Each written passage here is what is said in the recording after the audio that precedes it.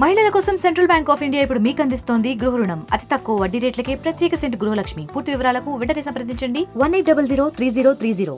రేవంత్ రెడ్డి అంటే ఆయనకు నమ్మి పట్టం కడితే ప్రజాపాలన గాలి కొదిలి ఇచ్చిన హామీలు నెరవేర్చకుండా మరి వీటిని తుంగన దొక్కడానికి మాత్రమే ఇయ్యాల మా నాయకుడు హరీష్ రావు గారిని ముందటేసుకొని వస్తూ ఉన్నాడు ఈ రేవంత్ రెడ్డి గారు. నిజంగా కూడా ప్రజాస్వామ్య దేశంలో ఏ రాష్ట్రంలో లేని విధంగా ఇలా రేవంత్ రెడ్డి వ్యవహారం ఉంది.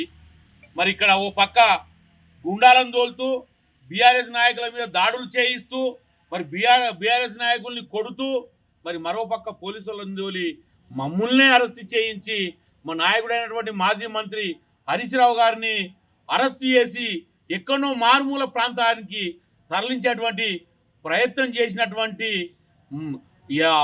ఉన్మాదిగా వ్యవహరిస్తున్నటువంటి రేవంత్ రెడ్డి ఇది నీకు తగదు అని చెప్పి ఈ సందర్భంగా మేము హెచ్చరిస్తూ ఉన్నాము. మరి అదేవిధంగా ఈనాడు నువ్వు ఇచ్చినటువంటి హామీలు ఏవైతే ఉన్నాయో 6 గ్యారంటీలు తుంగల దొక్కినవు.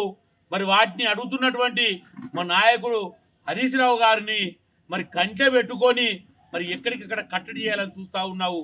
అధికార దాహంతో అధికార మదంతో అధికారులను చేతిలో పెట్టుకొని నీ ఇష్టానుసారంగా చేస్తే ఎవరు ఊరుకునేటువంటి పరిస్థితి లేదు. ఇక్కడ ఎవరు కూడా ఊరుకోరు.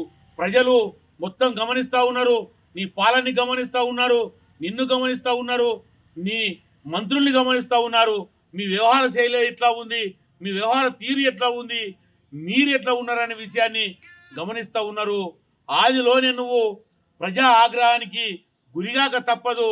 నువ్వు కేవలము ప్రతిపక్షం మీద మాత్రమే మాట్లాడుతూ పూట గడుపుతున్నావు తప్పితే ప్రజాపాలన నీ దగ్గర లేదు అని చెప్పి ఈ సందర్భంగా మేము తెలియజేస్తూ ఉన్నాము. ఇప్పటికైనా కూడా నీ పంత మార్చుకొని నీ బుద్ధి మార్చుకొని సరైన పాలన చేయకుంటే నేను ఖచ్చితంగా ఎక్కడికక్కడ అడ్డుకుంటాము. నువ్వు ఎన్ని అధికారాలు అడ్డు పెట్టుకొని మమ్మల్ని అరెస్ట్ చేయాలని చూస్తే ఈ ఉద్యమాలు అనేటి ఈ పోరాటాలు అనేటి ఇలా కొత్త కాదు. తెలంగాణ ప్రజలు ఈ అరెస్టులు ఈ లాఠీ ఛార్జీలు ఇవన్నీ కొత్త కాదు. నాటి నుంచి నేటి వరకు ఇవన్నీ అనుభవిస్తున్నటువంటి అనుభవాలే. కానీ అలాంటి అనుభవాలతోనే తెలంగాణ సాధించుకున్నాము. ఇలా తెలంగాణ రాష్ట్రం తెచ్చినాము. కేసీఆర్ పుణ్యమా అని ఇలా రాష్ట్రాన్ని సాధిస్తే ఎక్కడో ఉండాల్సినటువంటి దిక్కుమొక్కు లేనటువంటి రేవంత్ రెడ్డి నువ్వు ముఖ్యమంత్రి అయినావు. గుర్తుపెట్టుకో, ఇలా కేసీఆర్ కనుక హరీష్ రావు కనుక పోరాటం చేసి తెలంగాణ సాధించకుంటే నువ్వు ముఖ్యమంత్రి అయ్యేవాడివా?